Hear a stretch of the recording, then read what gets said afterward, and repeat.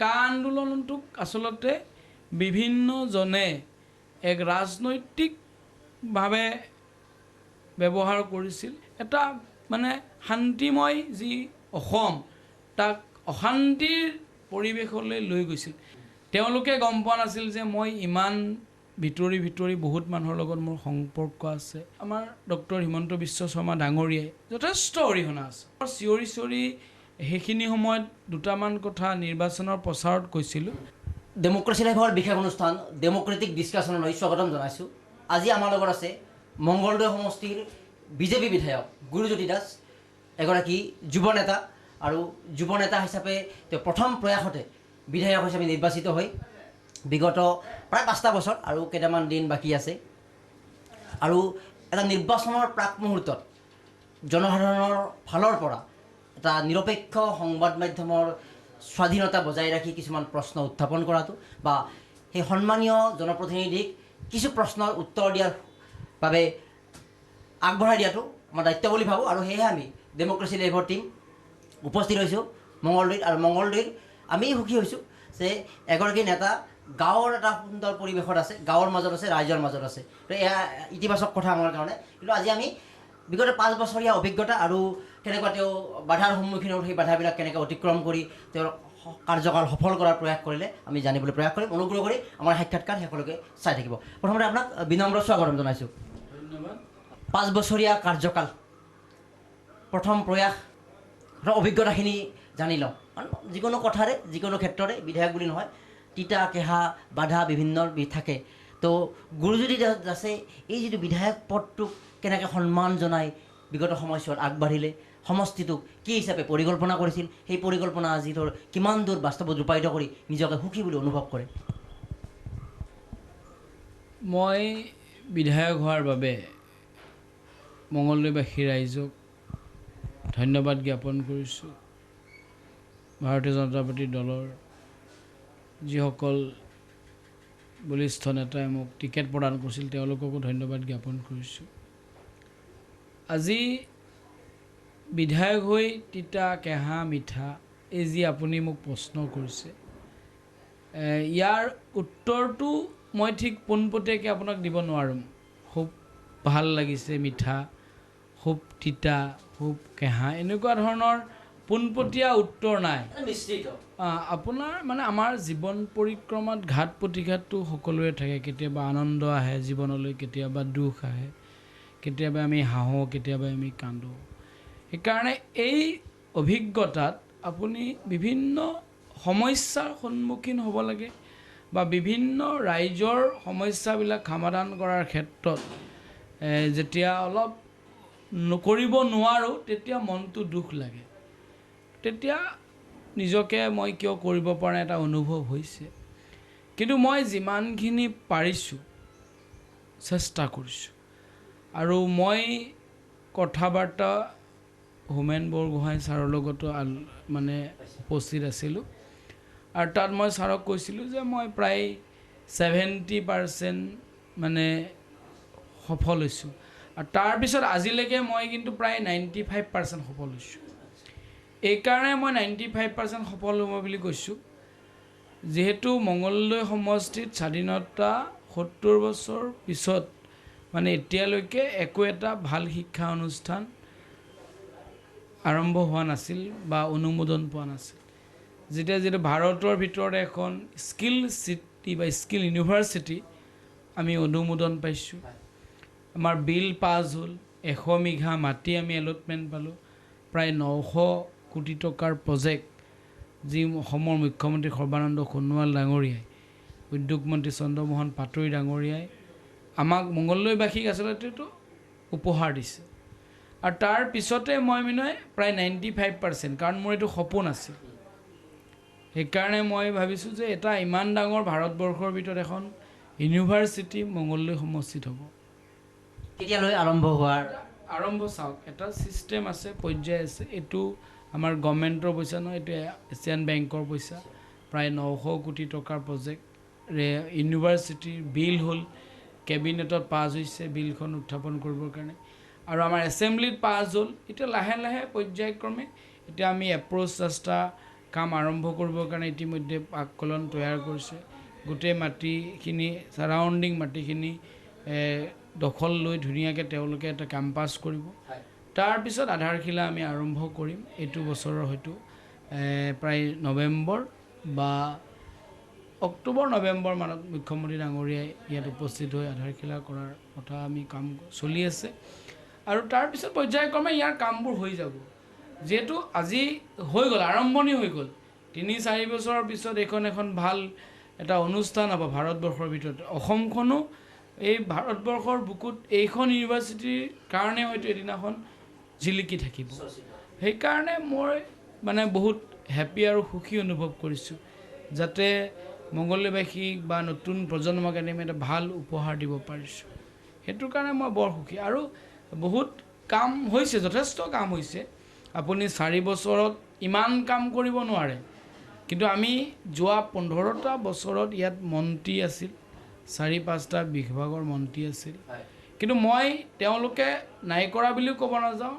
বা তেওঁলোকে নোৱাৰিলে বুলিও কোৱা নাই কিন্তু মই যদি তুলনা কৰে আপুনিও সমষ্টিটো ঘূৰিছে যদি তুলনা কৰে আমি যথেষ্ট কৰিছোঁ আমাৰ চৰকাৰৰ দিনত আমি বিজেপি চৰকাৰে যথেষ্ট কৰিছোঁ আপুনি কৰা মূল 5টা গুৰুত্বপূৰ্ণ কামৰ কথা ক'ব পাৰে নেকি আপুনি যদি কয় যে মূল 5টা গুৰুত্বপূৰ্ণ কাম আমি কৰা আমাৰ চৰকাৰখনৰ দিনত কৰা মই বিধায়কৰ দায়িত্ব লৈ কৰা ভিতৰত আমি 5টা নহয় বহুত কৰিছোঁ 5টাৰ ভিতৰত মই আমাৰ যিটো মেকেঞ্জি আমাৰ যিটো ৰাস্তা আপুনি দেখিছে এইটো প্ৰায় ভেবাঘাট চকৰ পৰা হলৌ চৌকালৈকে আমি প্ৰায় 22-23 ফুট বহলৰ 26 কোটি টকা এইটো ৰাস্তা ভেবাঘাটৰ পৰা প্ৰায় ইছলামপুৰ চকলৈকে যিটো ড্ৰেইন নাই এতিয়ালৈকে তাত মানে এইটো কৃত্ৰিম বানপানী হয় এতিয়া আমি ড্ৰেইন ছিষ্টেম দুইফালে বোথ ছাইড ড্ৰেইন হ'ব আৰু প্ৰায় 23 ফুট বহলৰ এটা ৰাস্তা নিৰ্মিত কৰিছোঁ সেইটো এটা মোৰ কাৰণে যেহেতু এইটো মোৰ কাৰণে যুগে যুগে অমৰ হৈ থাকিব ৰাস্তাটো মানে যুগমীয়া হ'ব চিৰযুগমীয়া কাম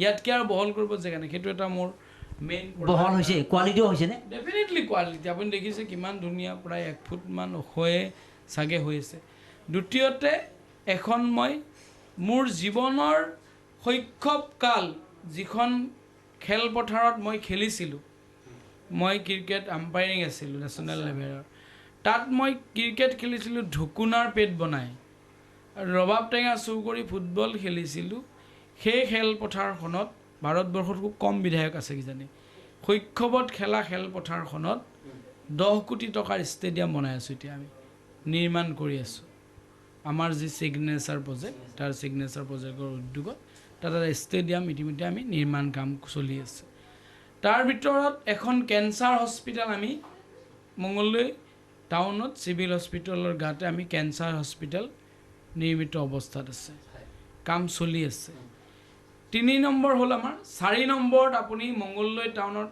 মংগলদৈ নদীৰ ওপৰত এখন দলং আছে ইছলামপুৰ ব্ৰিজ বুলি কয় সেইখন আমাৰ মানে পৰীক্ষা দিবলৈ ল'ৰা ছোৱালীবিলাক আহিলে বা ওৱান ছাইড মানে সেইকাৰণে 1 লেন মানে হেৰি হয় আমি ডাবল লেনৰ ব্যৱস্থা কৰি প্ৰায় 8 কোটি টকা চেংচন অলৰেডি হৈ গ'ল কাম আমি আৰম্ভ কৰিম এতিয়া লকডাউনৰ কাৰণে কৰা নহ'ল সেইখন এটা মোৰ কাৰণে ভাল কাম এটা মানে মংগলদৈ লেখত ল'বলগীয়া কাম তাৰপিছত আপুনি যদি কয় মংগলদৈ ছোৱালী মহাবিদ্যালয় এখন আমি নতুনকৈ আকৌ চেংচন পাইছে অলৰেডি টেণ্ডাৰ হৈছে আমাৰ আৰম্ভ হ'ব তাৰপিছত চলি থাকিব তাই এই যি তাৰপিছত আপুনি স্কিল ইউনিভাৰ্চিটিখনটো একদম সেইখন মানে সৰ্বোচ্চ সেইখন এটা আমি ভাল পৰ্যায়ৰ কাম আৰম্ভ হ'ব তাৰপিছত আপুনি মোক যদি সোধে আৰু কি কাম কৰিছোঁ ৰাস্তা ঘাট মই আৰু বিশেষ ক'ব নাযাওঁ কিন্তু আমি লেখত ল'বলগীয়া কাম মংগলদৈ চিভিলত ICUৰ ব্যৱস্থা গ্ৰহণ কৰা হৈছে ইতিমধ্যে ইয়াৰ কাম চলি আছে কৰিব আমি বেবী ICU যে NICU বুলি কয় বেবী ICU অসমত প্ৰথমখন মংগলদৈ চিভিল হস্পিটেল য'ত আমি তাত বেবী ICUৰ ব্যৱস্থা গ্ৰহণ কৰিছিলোঁ এতিয়া আপোনাৰ পাই আছে বেবী ICU সুবিধা আছে সুন্দৰকৈ এই তাৰপিছত এনেকুৱা মংগলদৈ মহাবিদ্যালয়ত ইণ্টিগ্ৰেটেড BEd আৰম্ভ হ'ব ইণ্টিগ্ৰেটেড BEd কোৰ্চ আৰম্ভ হ'ব মংগলদৈ মহাবিদ্যালয় শিক্ষাৰ ক্ষেত্ৰত মংগলদৈ টাউনত 2খন উদ্যান আৰম্ভ কৰিছোঁ সুধাকণ্ঠ ডক্টৰ ভূপেন হাজৰিকাৰ নামেৰে আৰু শিল্পী যিগৰাকী শিল্পী অসমৰ ৰাইজৰ বুকুত হৃদয় মানে থিতাপি লৈ আছে জয়ন্ত হাজৰিকা।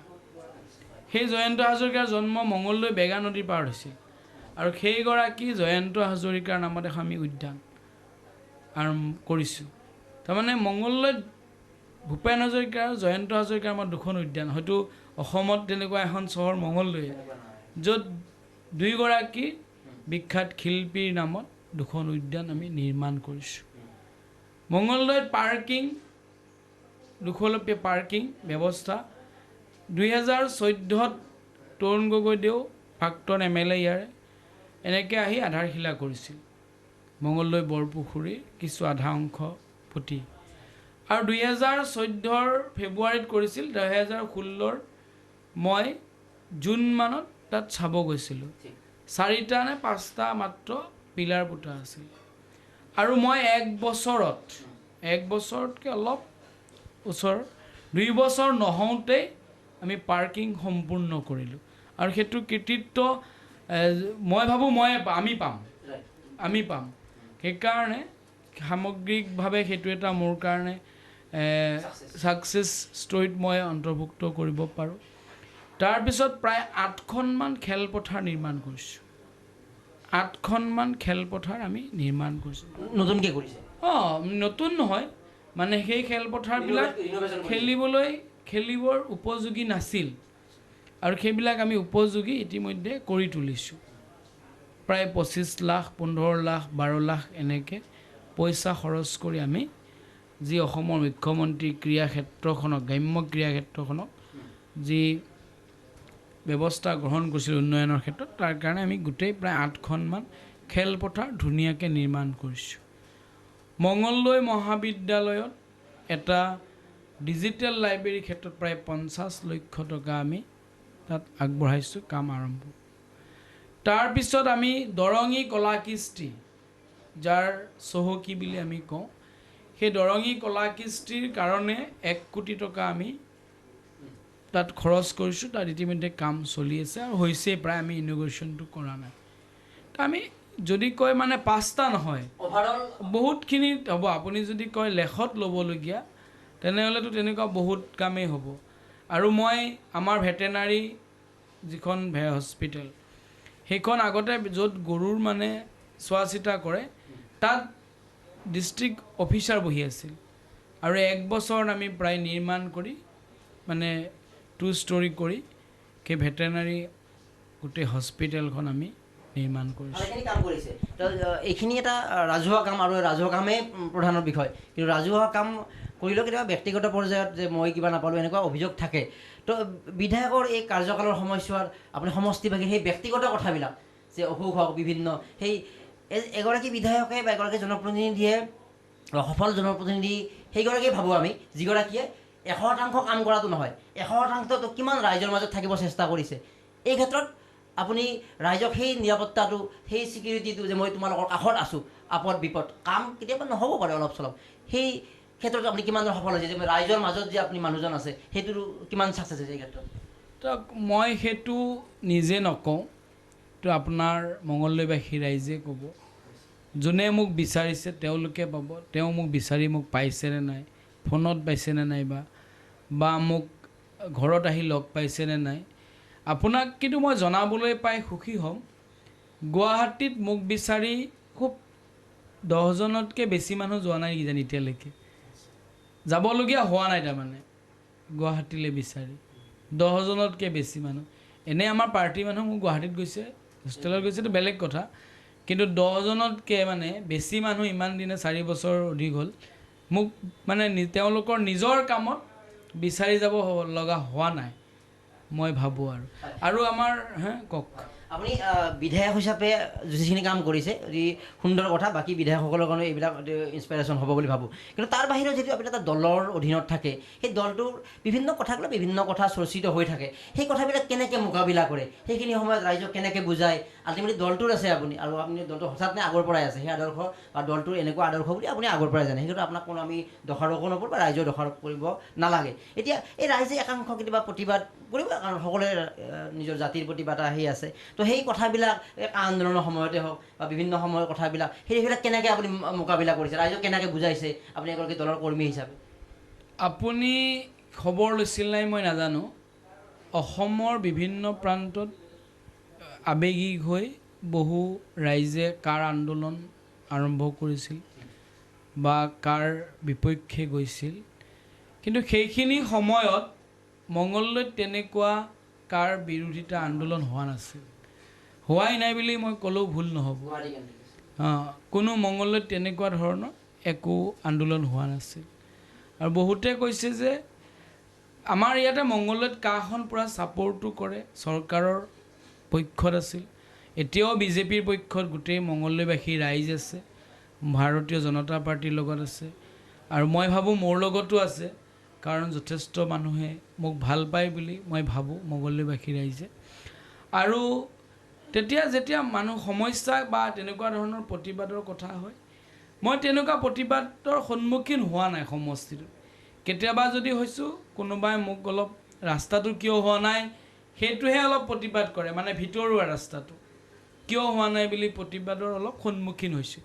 অন্যথাটো মই বেলেগ আমাৰ চৰকাৰৰ কোনো কাৰ্যকলাপতে এতিয়ালৈকে তেনেকুৱা বিৰোধী বা তেনেকুৱা প্ৰতিবাদ আমাৰ সমষ্টিটোত হোৱা নাই, আৰু মই উত্তৰো দিবলগীয়া হোৱা নাই। আপুনি ক'ব খোজে নেকি যে এই আন্দোলনটো বা কা আন্দোলনটো নেতাকেন্দ্ৰিক এটা এজেণ্ডা ভিত্তিক আছিল, ৰাইজৰ মাজৰ পৰা স্বতঃস্ফূৰ্ত আন্দোলন নহয়, এইটো এনেকৈ ক'ব খোজে নেকি আপুনি? আমি অসমীয়া জাতি সহজ সৰল, বৰ কোমল হৃদয়ৰ, আৰু আমি অতিথি পৰায়ণ বা আমি বিৰাট মৰমৰ মানুহখিনি, আৰু অসমীয়াৰ আৱেগক মানুহে চুব চেষ্টা কৰে। আৰু সেই কা আন্দোলনটোক আচলতে বিভিন্নজনে এক ৰাজনৈতিকভাৱে ব্যৱহাৰ কৰিছিল আৰু আৱেগিকভাৱে মই ভাবোঁ এটা পৰ্যায়লৈ লৈ গৈছিল। কিন্তু আজি সকলো মানুহে বুজি উঠিছে যে সেই আন্দোলনটো আচলতে আমি অসমৰ উন্নয়নৰ ক্ষেত্ৰত যথেষ্টখিনি বাধা প্ৰদান কৰিলে, কাৰণ সেইখিনি সময়ত যথেষ্টখিনি স্থবিৰ হৈ যাবলগীয়া হ'ল কাম। কাৰণ আমাৰ চৰকাৰখনে ইমানেই কাম কৰিছিল, উন্নয়নৰ শিখৰত বগাইছিল, আৰু আমি বগাইও আছোঁ এতিয়াও। যদি কৰোণা ভাইৰাছৰ লগত আমি সহবাস হ'ব লাগে, তথাপি আমি উন্নয়নৰ শিখৰত বগাবলৈ সক্ষম হৈছোঁ।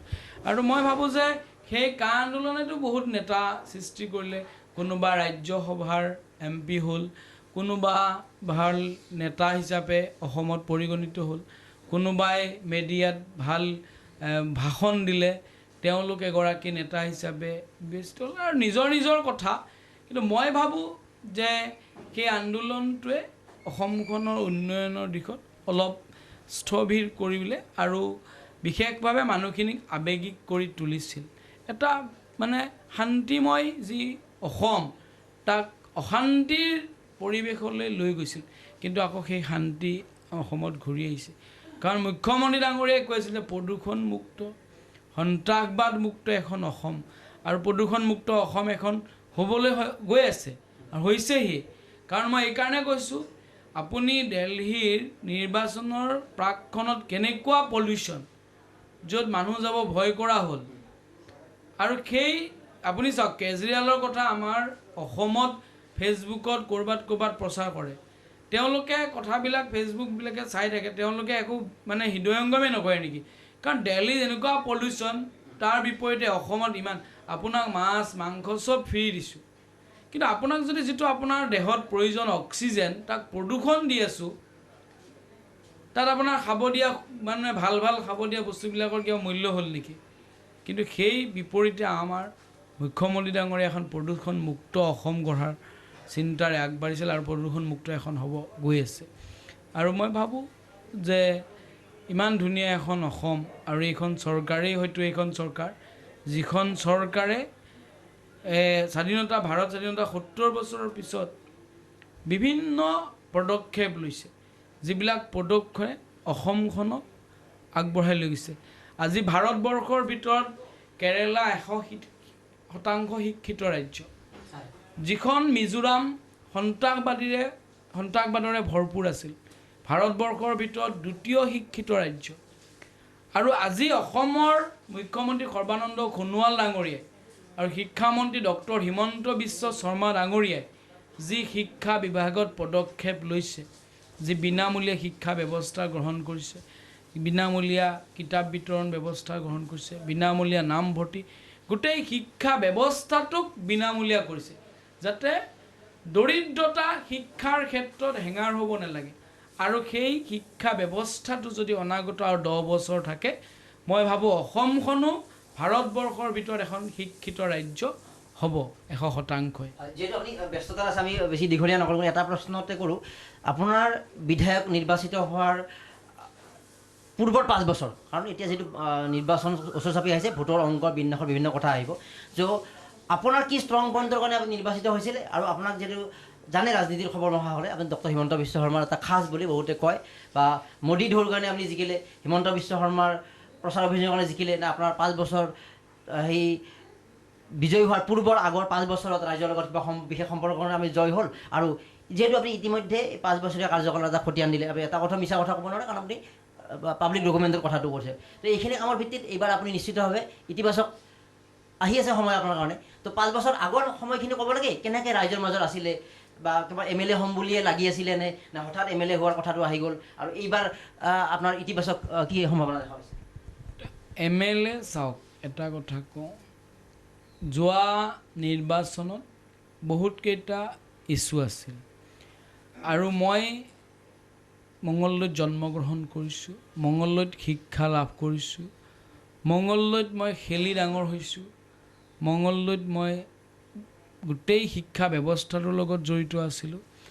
আৰু হয়তো বহুতে যিবিলাকে ধৰক মোক জনা নাছিল, তেওঁলোকে গম পোৱা নাছিল যে মই ইমান ভিতৰি বহুত মানুহৰ লগত মোৰ সম্পৰ্ক আছে, ৰাইজৰ লগত এটা ভাল ৰিলেশ্যন আছে, সেইটো কথা বহুতে জনা নাছিল। আৰু যেতিয়া মই টিকেট পালোঁ, তাৰপিছত নিৰ্বাচন হৈ গ'ল, আৰু নিৰ্বাচনত আমাৰ ডক্টৰ হিমন্ত বিশ্ব শৰ্মা ডাঙৰীয়াই যথেষ্ট অৰিহণা আছে, যথেষ্ট অৰিহণা আছে। আৰু তাৰপিছত আমাৰ যি দলৰ প্ৰভাৱ, নিশ্চয় দলৰ প্ৰভাৱ 1 নম্বৰটো আছে, তেওঁৰো অৰিহণা আছে। আৰু মঙলদৈবাসী ৰাইজেও এক পৰিৱৰ্তন বিচাৰিছিল, মানে আগৰ বিধায়কবিলাকক লৈও ৰাইজে অলপ অসন্তুষ্ট আছিল। আৰু সেই যিটো মই এটা বৰ চিঞৰি সেইখিনি সময়ত দুটামান কথা নিৰ্বাচনৰ প্ৰচাৰত কৈছিলোঁ, সেই কথা কেইটা হয়তো ৰাইজে ভাল পাইছিল, আৰু সেইকেইটা কথা মই এতিয়া পালন কৰিছোঁ। মিছা প্ৰতিশ্ৰুতি কিবা দিব লগা হৈছিল নেকি? ভোট লাগে, ভোটৰ স্বাৰ্থত? মই আপোনালোকক জনাবলৈ পাই সুখী হ'ম যে মই তেনেকুৱা মিছা প্ৰতিশ্ৰুতিয়ে দিয়া নাই, আৰু মোৰ যিকেইটা মুখত এজেণ্ডা আছিল মই প্ৰায় সম্পূৰ্ণ কৰিছোঁ, প্ৰায় সম্পূৰ্ণ কৰিছিলোঁ। মই যিকেইটা কৈছিলোঁ সেইকেইটা প্ৰায় সম্পূৰ্ণ কৰিছোঁ, প্ৰায় কৰিছোঁ। আৰু মই মিছা প্ৰতিশ্ৰুতি এতিয়ালৈকেও দিয়া নাই। কোনোবাই যদি মোক আহি কয় যে এইটো হ'ব লাগিছিল, মই কৈছোঁ যদি পাৰোঁ বুলি মই ভাবোঁ যে মই পাৰিম, তেতিয়া মই কৈছোঁ 2 মাহ 3 মাহ পিছত হ'ব। আৰু যদি মই ভাবোঁ এইটো নহ'ব, তেতিয়া মই কৈছোঁ এইটো নোৱাৰিম চাগে, মই এনেকৈ কৈ দিওঁ। কিন্তু মই হ'ব যাওক বুলি পঠাই নিদিওঁ। তাৰমানে এটা মিছা প্ৰতিশ্ৰুতি দি, মিছা মানে এটা মাত মাতি মই যে হ'ব বুলি কৈ নপঠাওঁ। MLA হোৱাৰ পূৰ্বে কিমান বছৰ ধৰি একেৰাহে আপুনি সমষ্টিত কাম কৰি আছিলে? তাৰমানে কি হয়, মই মোৰ মানে এই সমাজ ব্যৱস্থাত মোৰ বিভিন্ন বৃত্তিৰ লগত মই জড়িত হৈছোঁ। শিক্ষা বৃত্তিৰ লগত জড়িত আছিলোঁ, NGOৰ লগত জড়িত আছিলোঁ, গোটেই ক্ৰীড়া জগতখনৰ লগতো জড়িত আছিলোঁ। আৰু এনেকৈ মই গোটেই ব্যৱস্থাৰ লগত জড়িত হৈ এটা ৰাজনৈতিকভাৱে সক্ৰিয় মই প্ৰায় লাষ্ট 5 yearsটো মানে নিৰ্বাচনৰ আগত যথেষ্টভাৱে মানে সক্ৰিয় হৈছিলোঁ। কিন্তু আমি মানে গোটেই ঘৰখন এটা BJPৰ মানে ফেমিলি বুলি কয় চবেই কয়। দেউতাই বাজপেয়ী ডাঙৰীয়াক যথেষ্ট ভাল পাইছিল, আৰু বাজপেয়ী ডাঙৰীয়াক ভাল পোৱাৰ কাৰণে আৰু ময়ো ভাল পালোঁ, আৰু তেতিয়াই BJPৰ প্ৰতি আকৰ্ষিত, তেতিয়াই BJPক ভাল পাওঁ। আৰু ইয়াতে যে এইবিলাক আগৰ নিৰ্বাচনবিলাক হয়, এইবিলাক গাঁৱৰ বিলাক যেতিয়া কেম্পেইনিং আহে, মানে লিফলেটবিলাক দিয়ে, আমাৰ ঘৰত কোনো নাহে, মানে AGPও নাহে, কংগ্ৰেছো নাহে, কোনোৱে নাহে, জানে তাৰমানে ইহঁতেতো আমাক ভোট নিদিয়ে বুলি, আৰু কোনো জানে, চবেই জানে তাৰমানে, সেইকাৰণে নাহে, কোনো নাহে। দেউতাও মানে কোনো নুঘূৰেও। সক্ৰিয়ভাৱে কেতিয়াৰ পৰা জড়িত হোৱাৰ কথা মনত পৰে আপোনাৰ? তাৰমানে আমি 2000 যেতিয়া আমাৰ এগৰাকী মই কথা বাৰ্তাটো কৈছিলোঁ হোমেন বৰগোহাঁই ছাৰৰ লগত। তেতিয়া মই মানে ইয়াতে আমাৰ এগৰাকী মোৰ খুৰী অনিমা ৰাজবংশী, মানে তেওঁ খুৰী তাৰমানে ZPC খেলিছিল তেতিয়া। আমি প্ৰায় 2001 চন মানে তেতিয়া পূৰা সক্ৰিয়, মানে তেওঁলোকৰ লগত নিৰ্বাচন বিজেপিত পূৰা জিকাবলৈ চেষ্টা কৰিছিলোঁ। তাৰপিছত তেতিয়াই নিৰ্বাচনত জিকাব চেষ্টা কৰিছিলোঁ। তাৰপিছত লাহে লাহে এনেকৈ মই শিক্ষাবৃত্তিটো আছিলোঁ, তাৰপিছত এনেকৈ আছিল। তাৰপিছত মই পিছফালে পূৰা ৰাজনীতিত মানে পূৰা। Welcome to Anandaram Borua Academy, Degree College, Patsala, Borpeta, Assam, affiliated to Boruland University. ARBA Degree College is a well-known, prestigious academic institution where you can make your ambitions a reality. With a range of undergraduate BA, BSc and postgraduate MA, MSc courses in physics, chemistry, botany, zoology, English, Assamese, education and political science.